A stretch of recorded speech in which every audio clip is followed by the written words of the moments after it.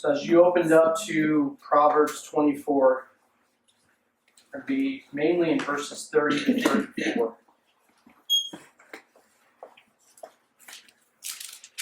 This is going to be kind of a short mini-series for us because we've entitled these The Fruit Of.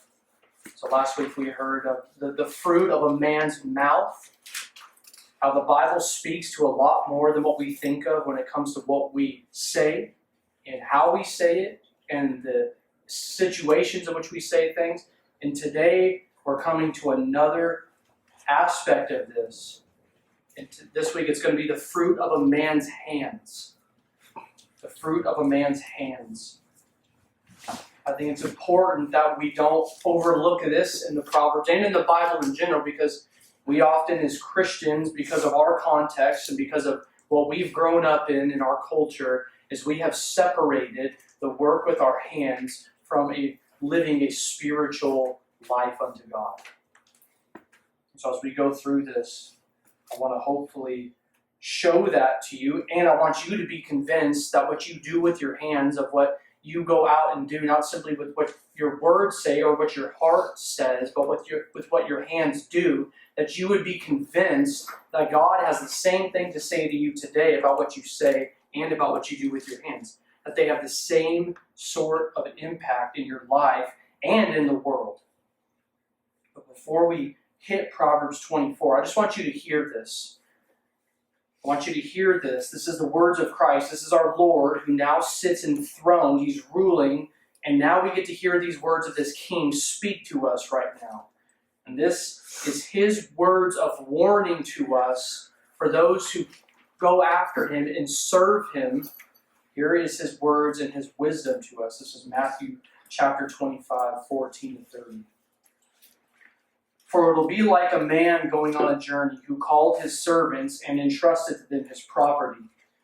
To one he gave 5 talents, to another 2, to another 1, to each according to his ability. And then he went away. He who had received the 5 talents went at once and traded with them, and he made 5 talents more. So also he who had the 2 talents made 2 talents more. But he who had received the 1 talent went and dug in the ground and hid his master's money. Now after a long time the master of those servants came and settled accounts with them. And he who had received the 5 talents came forward, bringing 5 talents more, saying, Master, you delivered to me 5 talents. Here, I have made 5 talents more. His master said to him, Well done, good and faithful servant. You have been faithful over little. I will set you over much. Enter into the joy of your master. And he also, who had 2 talents, came forward, saying, Master, you have delivered to me 2 talents. Here, I have made 2 talents more. His master said to him, Well done, good and faithful servant. You have been faithful over little. I will set you over much. Enter into the joy of your master. He also, who had received the 1 talent, came forward, saying, Master, I knew you to be a hard man, reaping where you did not sow, and gathering where you scattered no seed. So I was afraid, and I went and hid your talent in the ground. Here, you have what is yours. But his master answered him, You wicked and slothful servant. You knew that I reap where I have not sown, and gather where I scattered no seed? Then you ought to have invested my money with the bankers, and at my coming I should have received what was my own with interest. So take the talent from him and give it to one who has 10 talents. For to everyone who has will more be given, and he will have an abundance. But from the one who has not, even what he has will be taken away, and cast the worthless servant into outer darkness. In that place there will be weeping and gnashing of teeth. Now I wanted to start there because we need to consider the fact that the words found right there from Christ's own mouth is to his church. It's to his church. This is the Lord's church. He says this right here, to Redeemer community, to us. Christ has a sure word for us. As he walks among us, he's ready to deliver this word in his wisdom, and this is what he says to us. That we would be careful to not be slothful. Otherwise, we may find ourselves to be this wicked servant for what he has is taken, and he's thrown into outer darkness. So Christ is, in this sense, is no small measure and in no soft words. He comes and he's warning us, but in another sense, he's also coming to give us wisdom.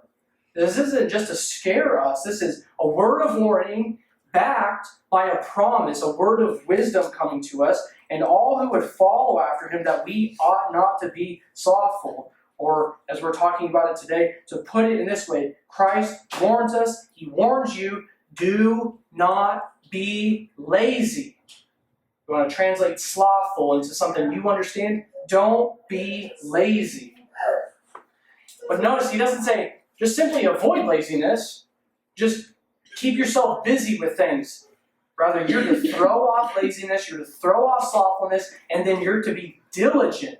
You're to labor well. Or, as I've entitled it, you are to be fruitful with your hands unto the Lord. Be fruitful with your hands. So I want you to think about that as we read Proverbs 24. Because, like Nick talked about a little bit last week, sometimes we read the Proverbs as just like these really wishy-washy statements, like you would crack open a fortune cookie and there's your statement for the week, and you treat it just as much as you treat trash, because that's where it goes. And that's not what the Proverbs are. So when we think of what Christ has to say to his church, when we read the Proverbs, this is his proverb. Proverbs 24 is his proverb to us. And so that's how we're going to apply it. So I want you to turn to Proverbs 24, 30 to 34. As we're working our way through this proverb, I want you to remember that we're connecting those things. The fruit of a man's mouth, fruit of a man's hands, the fruit of a man's heart. And just as the tongue can be a wildfire, how it can bring life or it can bring death, it can show us who we are, and thus the fruit of the tongue can either produce life in abundance or can bring destruction. So too, we must consider what we put our hands to, and consider the fact that in the balance of those scales, they will weigh out on one end either to good, to fruitfulness, to diligence, or they will weigh out to destruction, to misery, and to poverty. So we must consider the fruit of our hands, the diligence that will lead to life, to flourishing, to fruitfulness, and to hear the words of your master that says, well done, good and faithful servant, enter into my joy. Or we will be faced with what laziness will bring us, and that is misery, ruin, destruction, and pronouncement of judgment upon what we have done in our life. And the Bible has much to speak to this. And as we read this, you will see it has a lot more to say than simply, don't do this, don't do that. The Bible is going to get to the heart of this. But as I said, I think the talking about laziness in a Christian context is weird, because when we usually think of laziness, we think of someone who just sleeps in all the time, they don't have a job, they're just not reliable. You call them, they always go to voicemail. You can never trust them because they are just a slouch. And then when we think of how does laziness translate into the Christian life? Why would Christ be so concerned with his people being active with their hands? I thought the Christian was a spiritual walk with God, a spiritual journey, and we have completely separated these two categories of doing physical things and being laborious and being diligent with doing spiritual things and doing those. And the Bible makes no room for that. The Bible does not separate the two in the way that we always do, where you have the physical on one side and the spiritual on the other side. Rather, what you do in your body, with your hands, with your mouth, often corresponds rightly to your spiritual life. So that if what is produced by your words, produced by your hands, is what comes from your heart, and it is connected to how you think you are walking with God. So that when you do get up and you go to work, or whether you are taking care of your family, or whatever you find yourself in your life doing, it's connected to how you walk with Christ, and don't believe anything else for a second. Because I fear that the church has been ineffective in reaching people because we simply tell people, oh yeah, just do the spiritual things, but it doesn't affect anything in your regular life, in your physical life, with your hands and with your lips. And we need to rid ourselves of that. We must rid ourselves of that. We have separated those two, and we must seek to let God in His Word right here come and mend that and correct it for us and show us what you do now in your everyday life matters more than you think now. I guarantee it. So as we talk about diligence versus laziness, bringing those together, I want us to read this passage. I want to go through it and then walk through it. And then I want to kind of offer you a brief outline through this, because this is not a lot of verses. So I want to give you a brief outline for it, but then I want to make some connections for you, because I'm sure as we go through this, you're going to have some questions popping into your mind, and you should. So I want to give you a brief outline for this. So Proverbs 24:30-34. Let me read it. So if you flip over your Bibles, look there with me. I passed by the field of a sluggard, by the vineyard of a man lacking sense. And behold, it was all overgrown with thorns, and the ground was covered with nettles, and its stone wall was broken down. Then I saw and considered it, and I looked and received instruction. A little sleep, a little slumber, a little folding of the hands to rest, and poverty will come upon you like a robber, and want like an armed man. The way I've divided this up, just so you can kind of track and you can kind of get an order in your mind of what God is saying here, is there's three things within this passage. So verse 30-31 are going to be the signs of laziness. The signs of laziness within life of the sluggard or the lazy person. And then verse 32, we are going to consider the sluggard and then be instructed by considering what he does or what he doesn't do. And then verse 33-34, we're going to see the excuse and judgment that comes upon laziness. So, signs of laziness, considering the sluggard and being instructed by what he doesn't do, and then the excuse and the judgment of the laziness, so that we know what awaits somebody who seeks to be slothful. So as you look at those first couple verses, it says, I passed by the field of a sluggard, by the vineyard of a man lacking sense. So notice two things right off the bat right here. You have a man in a field, and then it's clarified. What kind of field does this man have? Is it a barren field? Is it a desert plot like we got in Vegas? No, it's a vineyard. It's like a garden. Things that are to be cultivated and to be grown. But notice that the way the writer refers to this man, he doesn't refer to him as a gardener. He doesn't refer to him as a man of the soil. As you hear in the Old Testament, you hear of men who are of the soil or of the ground. What does he call him? He calls him a sluggard. Now, how does that go together? Imagine I came to you and I said, I got this beautiful 20-acre farm over here. It's gorgeous. I got, acres of corn, and I got all these animals and all these crops and this huge barn house where I store all of my goods. But then I'm referred to in that local part of town as a lazy farmer, as a sluggard. You think, well then, how have you reaped all those things? How do you have all those animals? How do you have that abundance? Those two things don't go together. So this man being called a sluggard, who is this owner and this possessor of this vineyard, they don't mix. They just don't mix. So the fact that the writer is calling this man a sluggard is an indictment upon the fact that he's been given something to tend to and he's not doing it. He's ignoring it. Do crops just shoot up like wildflowers or weeds do? No, you have to tend them. You got to keep it. You have to guard it. You have to cultivate it so that as they grow up, your blood, sweat, and tears have been poured out into that field. And this man has forsaken his vineyard. He's forsaken it. It says, I passed by the field of a sluggard, by the vineyard of a man lacking sense. So this sluggard is a man who lacks sense. He lacks any concept of the fact that his vineyard is probably a mess, that it's in ruin. And then look right there at 31 of how he describes it.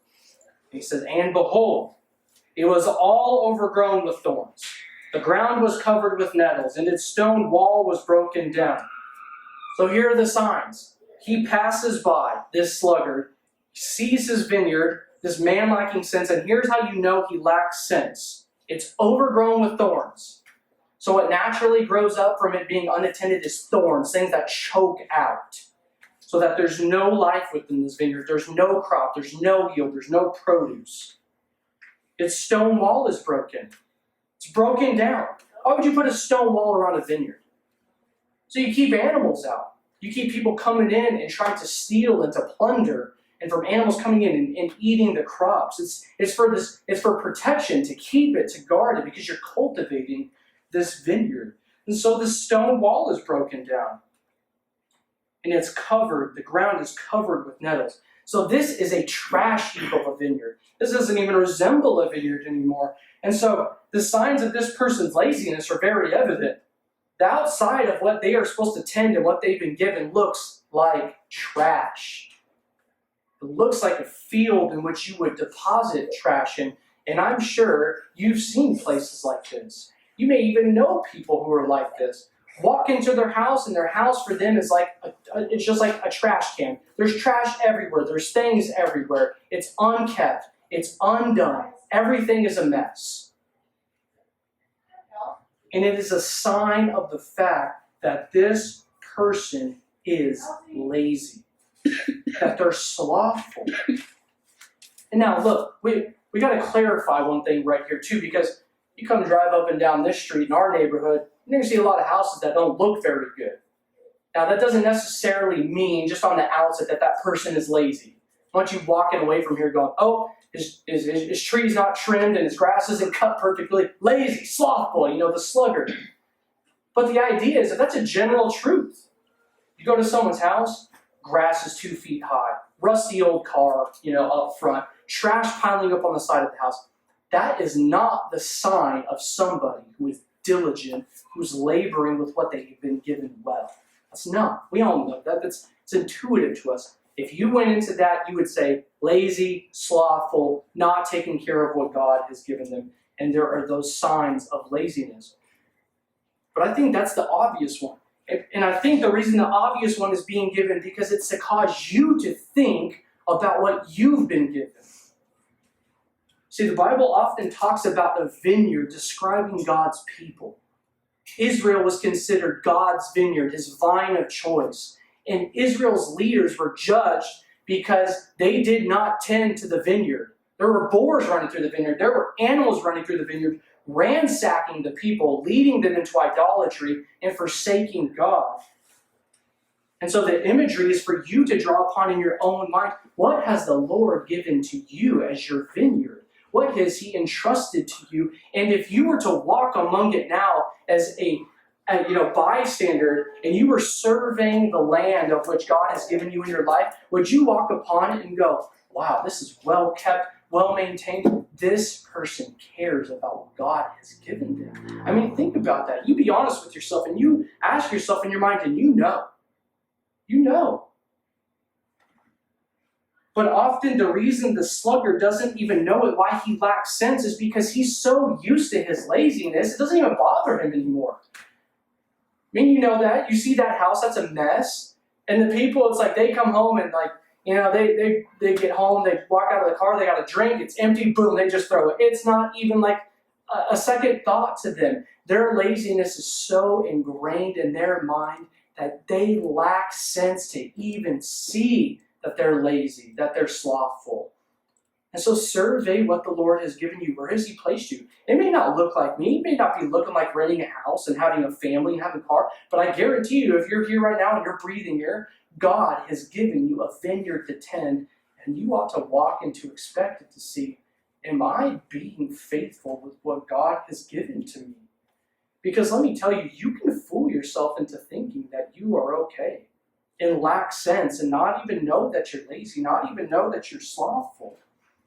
And those signs can be a lot more deceiving than simply you got dirt piled up outside or you got trash heaping up on the side of your house. Do you often avoid work to go and seek out other pleasures? Is that where you pour all of your energy to and you let the rest of your life crumble and fall apart? Are you a person who seeks only leisure, never anything serious? You wonder why you're stuck in this and always stuck in that, never moving on in life. It's because you've given yourself to childish things. I mean, what has the Lord given unto you into your life to where you make excuse and you have become lazy and slothful in it? Because it's not always the outside markers. Often it's the things inside our own hearts that we are simply unwilling to do, unwilling to take care of, and given enough time, you will become indifferent to them and not even see it. Aren't you think of like what Jesus says in Mark about this? This is Mark chapter 7. Mark 7, 14 to 23.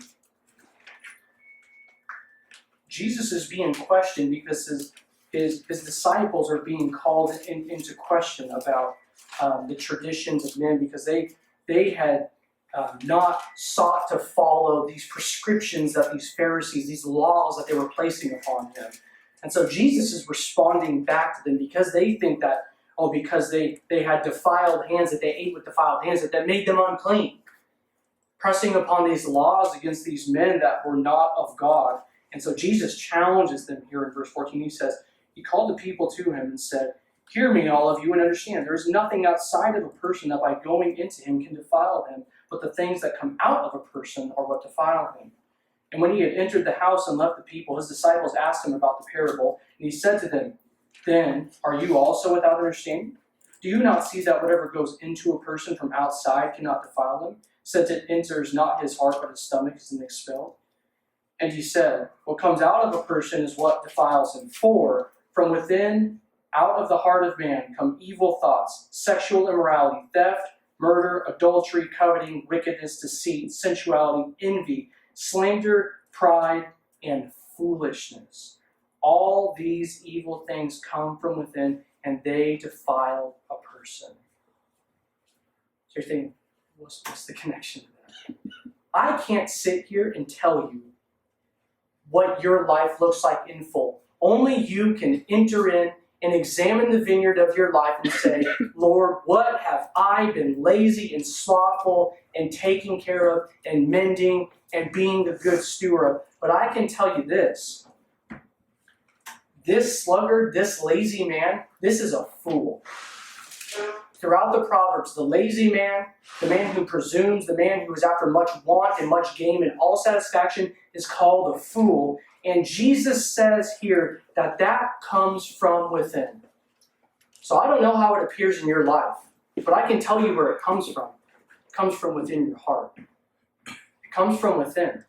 Foolishness comes from within a man's heart, and laziness is foolishness. That's what it is. It is being given something by God, not stewarding it well because you think little of him. And that is foolishness.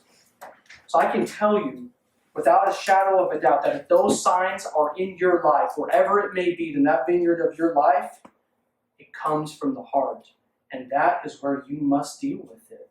You must deal with it within the heart. Only if the heart is changed, only if the heart considers and ponders the things God has given to it and seeks to mend those things and correct those things and consider the words here of promise, will there ever be any change? Will there ever be any leaving behind of that slothful and lazy life? So laziness ultimately stems from the heart. And those signs of laziness comes as whether you ignore or you build up, or whether you seek out leisure or pleasure over other things, will raise their heads in your life because they come from your heart. So look at verse 32. Verse 32, we're going to consider the sluggard, and then we're going to be instructed by what this sluggard does not do. So we're back there in Proverbs 24, verse 32. Then I saw, so here's this passerby. He's considering this now. Then I saw and considered it. I looked and received instruction. So notice it doesn't say, "Good thing I'm not like the sluggard. I just have such an amazing heart and will, and I'm just an awesome person. I'm not like the sluggard." What does the wise person have to do? He's got to look. And then he's got to consider. Why?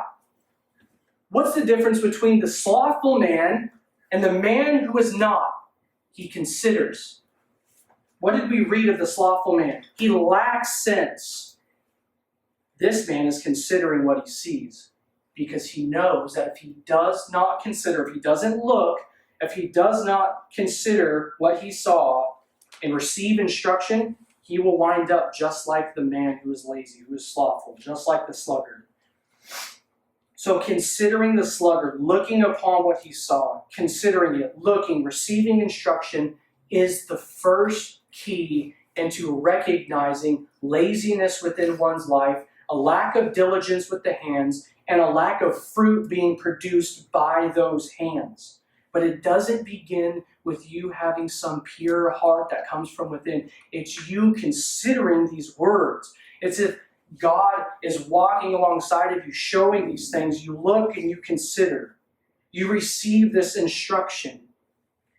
And think just a couple chapters over, Proverbs 12:1. What is the godly man described as? Whoever loves discipline loves knowledge. But he who hates reproof is stupid. And that's not a kind you laugh at. It's not the one, that's not the stupid you joke around with your kids or, this Bible is calling this man stupid in the most literal sense. As if you lack a brain. The one who loves discipline loves knowledge. So the man who is going to see and consider, look and receive an instruction is the man who loves discipline because he loves knowledge.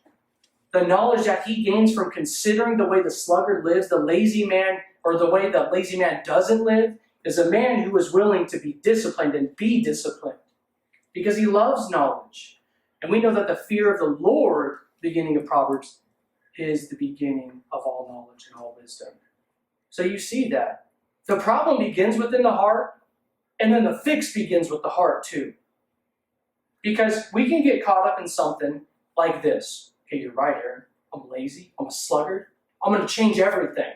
I'm going to get up at 5 o'clock, read my Bible for 4 hours a day. I'm going to get 2 jobs, not just 1, 2. I'm going to get 2 cars. I'm going to marry the best girl ever. You can do all of those things, run yourself dry into the ground, and yet still not have the issue at hand fixed. Because being slothful and being lazy can be more than simply not doing something. Doesn't not the world sometimes, what does Jesus say of the world sometimes? The world is often shrewder than Christians in what they do, and their ends are ungodly, they're evil, they're wicked, they work after things hard. Think about our culture now. What is the message to you? And you got to grind, you got to work, you got to, get yours, forget marriage, forget kids, get a job, make a career. I don't want to work 12 hours a day. I don't want that life. I want to work 8, come home and enjoy my family. I don't want to live a life like that. But they are diligent, producing so many things in their life. And to what gain? They gain all their treasure here, and yet they forfeit their soul. So considering the sluggard and being instructed is more than simply considering he doesn't do that and he should do this.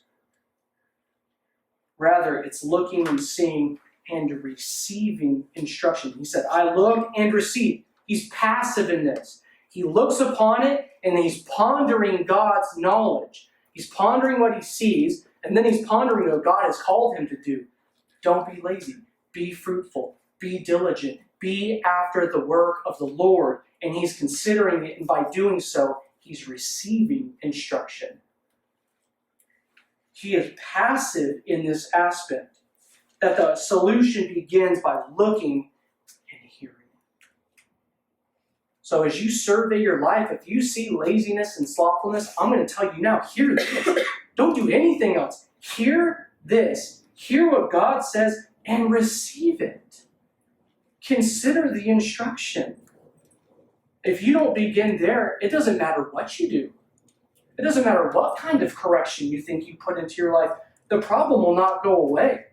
You will simply be a busybody after the world instead of being diligent unto the Lord. So consider the sluggard. Consider that the man who is wise accepts discipline because he loves knowledge, because he fears God. So we have the signs of laziness, and we are to consider what the sluggard does not do, be instructed by it. His house is a mess, his vineyard is a mess, what he's been giving is a mess. And then be warned of the excuse and the judgment of laziness. So look at verse 33 to 34. Now your Bible might not have this, and I really wish the ESV had this in here, because some do. But verse 33 is in brackets in other Bibles. So verse 33 says, a little sleep, a little slumber, a little folding of the hands to rest. Now if you cross-reference that, you look at other portions of the Bible, this is in Proverbs 2, you just hop on over to Proverbs 6, verse 12, and the same phrase is right there in Proverbs verse 6, and it's speaking of the same slothful, lazy man. But they're his words. They're the words of the lazy person. And so the quotes would help you to see that. But here's why that's important. This is the excuse of the slothful person. This is the justifying attempt of the lazy person. A little sleep, a little slumber, a little folding of the hands to rest. What is the repetitional word in that section? Little. Notice how slight it is. Notice how slight it is. The lazy person considering this, and they think, oh, a little sleep, a little slumber. Oh, it's just a little folding of the hands to rest. And yet this is pronounced as an excuse to justify one's actions. Because this slothful person is the man who lacks sense. And because he lacks sense, he's willing to go against all common sense, all reason, and justify his laziness. He's willing to say whatever it takes to soothe his conscience or whatever he has left of it to excuse himself of his laziness. It's just a little sleep. It's a little slumber.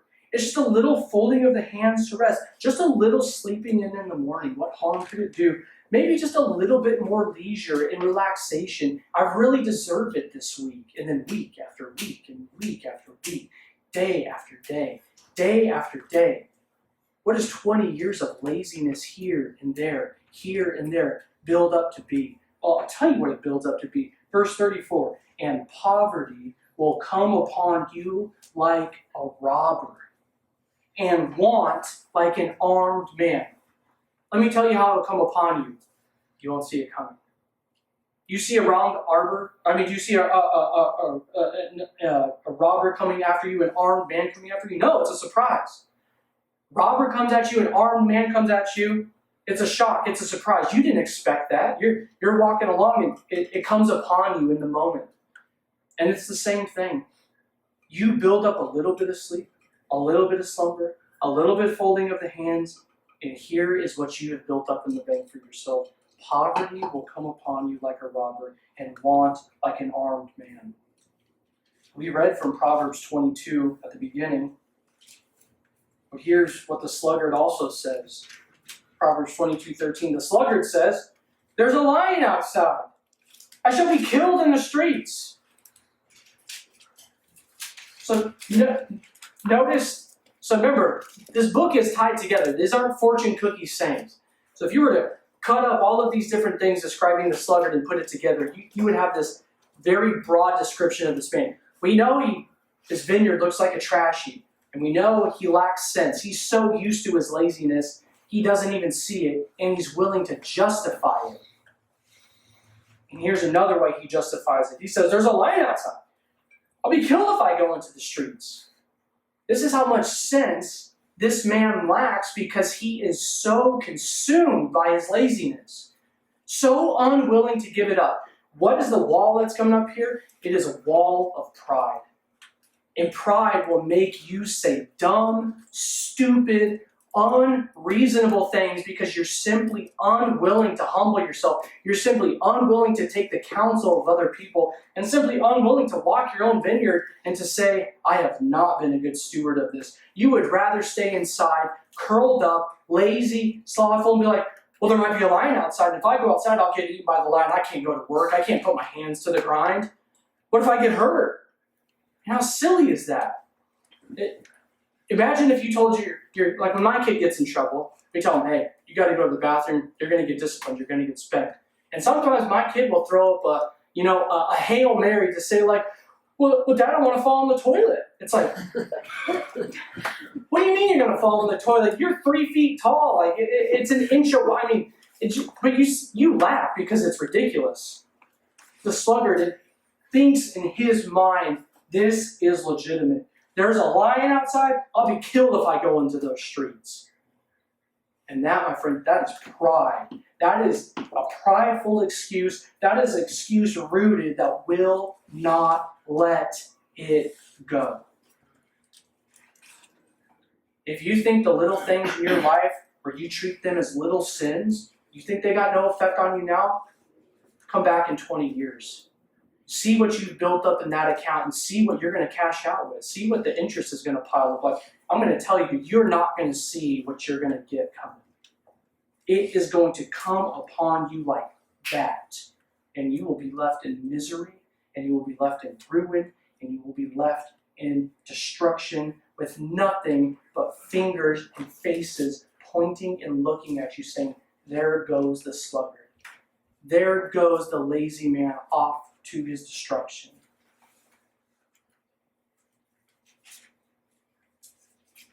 In Proverbs 27, we have this too. Proverbs 27:3. A stone is heavy, and sand is weighty, but a fool's provocation is heavier than gold. So let me translate that for you. As a stone carries much weight, and sand as it's built up can carry much weight and help be something that balances out, a fool is so inclined to the testimony and excuse of his own heart that his own advice and his own justifying excuses weigh out heavier in the end. So if you are at the place where your excuses will outweigh even that, even as the Proverbs say in another part of the Proverbs, that a fool, that a sluggard, believes his own opinion more than the reason of 7 men. The reason of complete and full counsel is because he has bought into his mind that on the scales of balance and injustice, he is right in his own eyes. I mean, is that not the Bible's main thing of a fool? Fools are right in their own eyes. They seek their own understanding. They seek their own will. They seek their own excuses. And the lazy person, don't be fooled by the face. Don't be fooled by the emotion. The lazy person is in the same boat as the stubborn and stiff-necked and hard-nosed person. It's pride. Unwilling to change. Unwilling to hear the words and to consider and to receive. And they just don't see that what is coming upon them is going to be their own ruin and their own misery. That's all that awaits the lazy person. Now you're probably thinking to yourself, where is that connection with my spiritual life? How do these two meet? How do you apply this? Because what I don't actually want from you is just simply to leave here and everyone go get a second job and they just run themselves into the ground. Because that's not all the Bible has to say. It is not simply you just working hard or doing this and doing that, doing this and doing that and being a busybody. So where is the connection with this? How do we start piecing something like this together? Well, this is why we read Matthew 25, 14 to 30.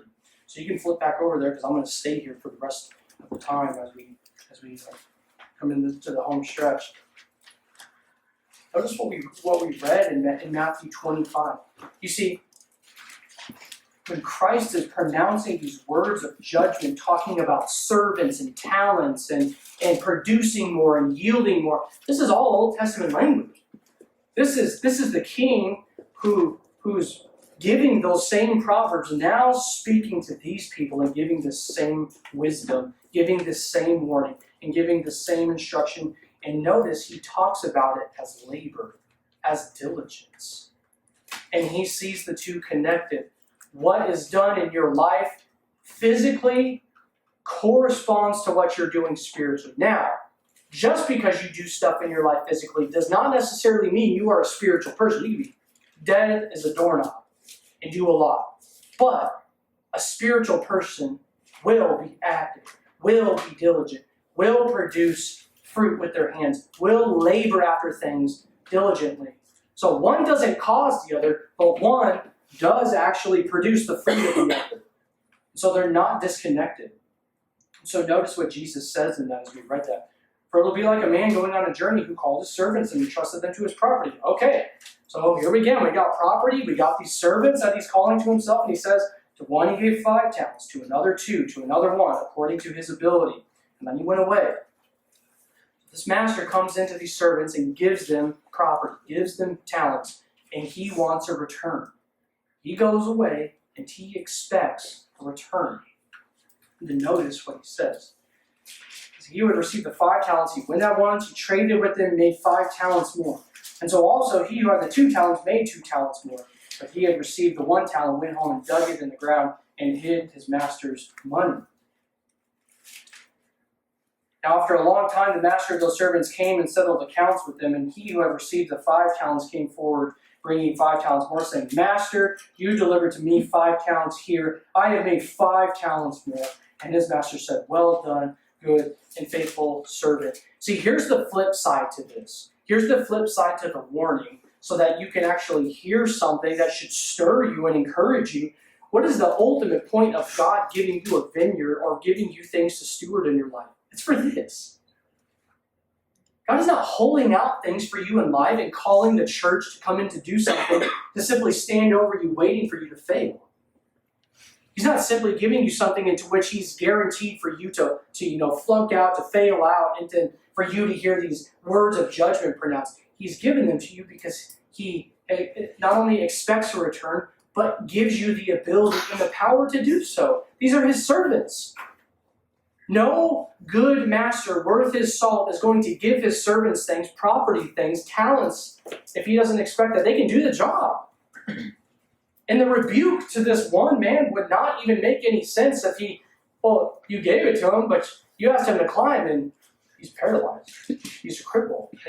He's not that kind of God. He's not malicious. He's not going to give us things and ask us to go and do things that he simply has not given us the ability to do, and that he doesn't expect that we can do. It's not our God. Our God gives us these talents. He gives us this property. He gives us these things to tend to, because at the end of the day, he wants to say, Well done, good faithful servant. I put you over a little, I'm going to give you a lot. Come and enter into the joy. And notice he says that to those 2 men. Master, you delivered to me 5 talents. Here I've made 5 talents more. And his master said to him, Well done, good and faithful servant. You have been faithful over a little. I will set you over much. Enter into the joy of your master. And he also, who had the 2 talents, came forward, saying, Master, you delivered to me 2 talents. And here I've made 2 talents more. And his master said to him, Well done, good and faithful servant. You have been faithful over a little, and I will set you over much. Enter into the joy of your master. Now think about the way he describes the different things that he's given them. He did give one more and the other less, and then the one even less. But notice that on the first 2, what does he describe what he's given them as? A little. Even though the one guy could say, Well, you gave me more. Maybe I had a lot more, or just somewhat more than the other guy. But notice the emphasis is not, man, I gave you all of this and you came in and gave me this huge return, but I gave you a little and you only gave me a little of a return. As if Christ was expecting everyone to bring in the biggest return possible, even though that some were given a lot and some were given a little. No, the emphasis is rather on simply being faithful with what you've been given. Because as we're connecting this, you think about walking with Christ, you think about entering into being diligent and entering into labor and producing fruits with your hands. I can't tell you everything that is going to be in your life. I can't tell you what you need to go do. I can't lay upon you specific things to go do. But I want you to think about it like this. This has been helpful for me. As you think about what you're doing in your life, and Christ has commanded you and called you into something, everybody's going to be in their own lanes. Everybody is going to be in their own specific situation in your life. And I want you to imagine how you could miss out on something like this if you're simply worried about what the other person has and what the other person is returning, instead of simply being faithful with what you've been given. I mean, think about, you got 2 tracks, you got 2 lanes. You're driving in your lane, you got a little banger, you got a little 4-cylinder, and it's putting along, and it's just a pretty straight shot for you with one turn, right? You got a stop sign, one turn. Lord hasn't given you much, right? You don't have much to do, but he says, go. I've entrusted you with this, go. And so you're in this little car and you're putting along, but then the guy on the left who's been given more than you, he's got like the sports car. It's souped up. He's got this cool racetrack with these jumps and these hoops, and he just looks like he is just going to really excite his master because look at everything he's been given. So much more.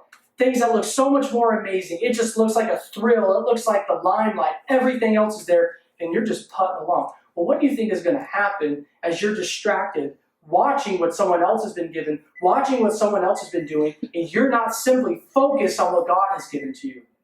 I guarantee you're going to putt along, you're going to miss the turn, you're going to blow a stop sign, and you're going to crash your car. And then what kind of return are you going to give to your master? And we get caught up with that in the Christian life. And I'm telling you, the celebrityness in the Christian life, looking to speakers, looking to even men who come up here like this and speak, means absolutely nothing on the last day if you are not simply faithful to what God has given to you.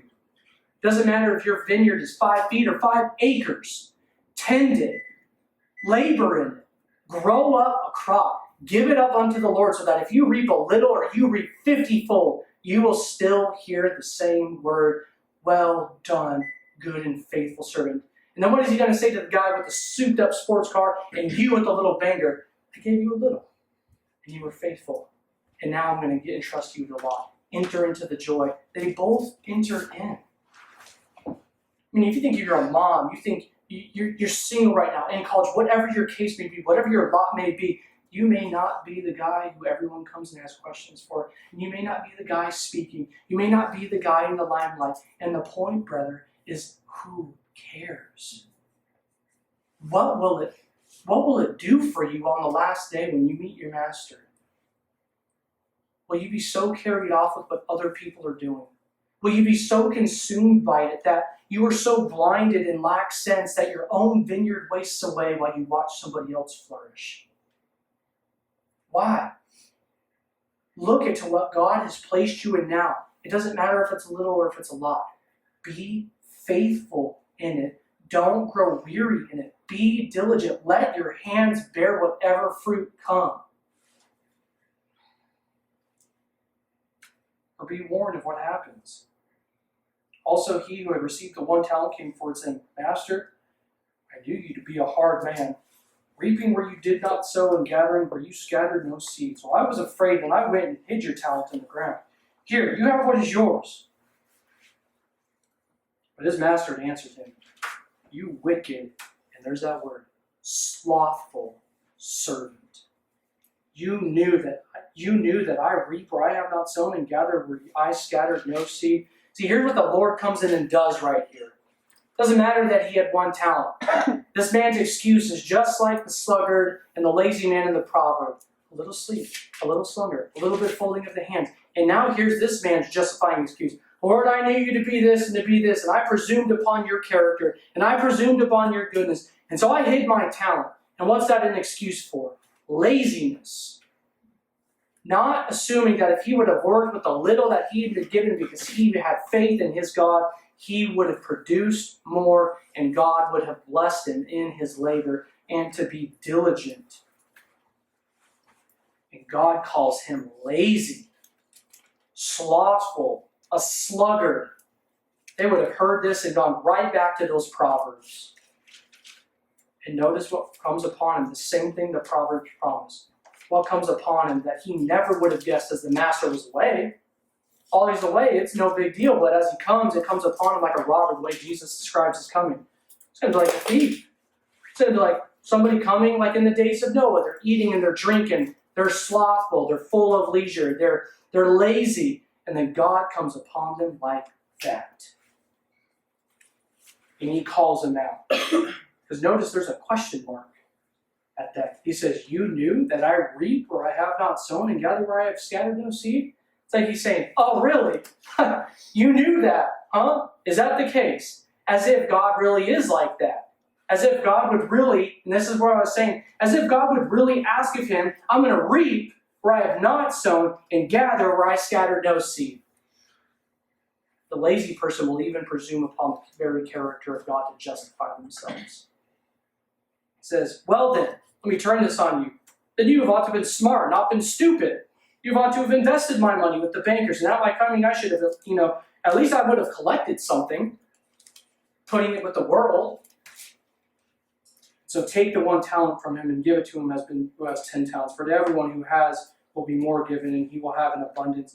But from the one who has not, even what he has will be taken away, and cast the worthless servant into outer darkness. In that place there will be weeping and gnashing of teeth. See, Jesus is pronouncing judgment upon people who are religious, who will presume upon God what they think God has said, and yet it cloaks itself as an excuse for laziness when it comes to what the Lord has called us in to do.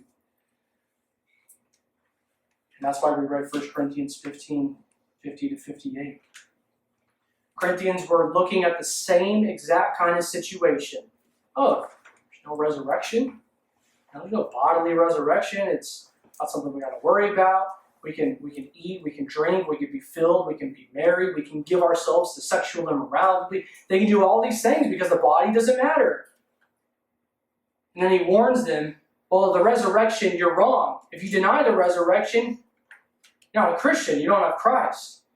And the rest of it is to encourage them that because the resurrection we awaited is coming, what does he say right there at the end of 1 Corinthians 15?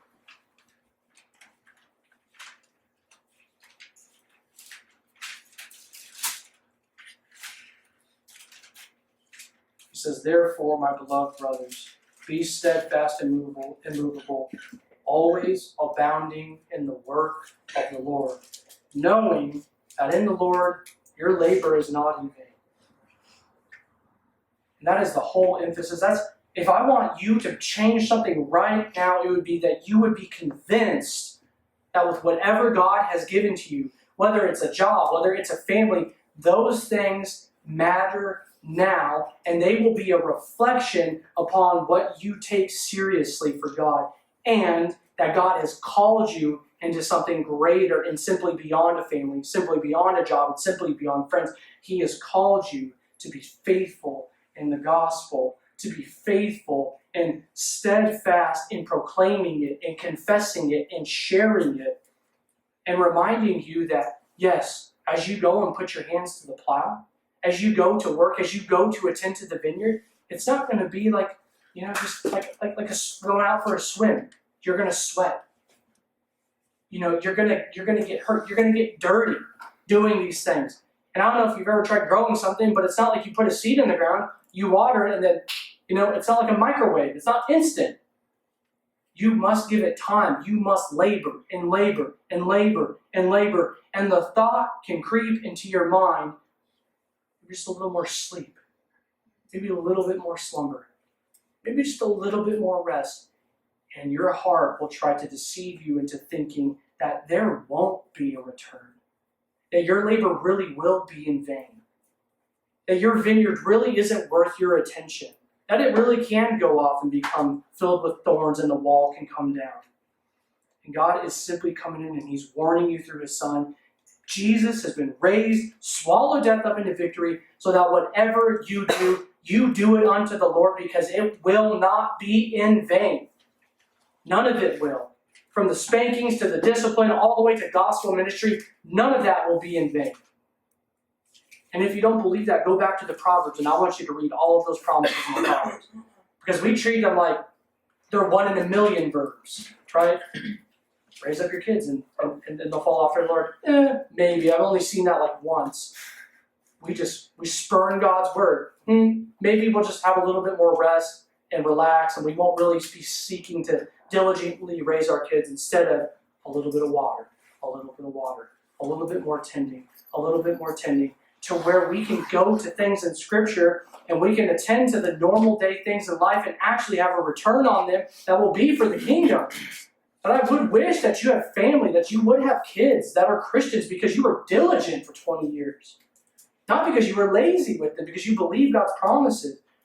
that at your job you were diligent for years and you left your kids an inheritance so that they could go in and do ministry too, that they can go in and live Christian lives that are faithful. I mean, all of these things, brother. Don't weary in doing good. Be diligent. Let your hands, with whatever you find them, bear fruit because you do it unto the Lord, and you can know that it will not be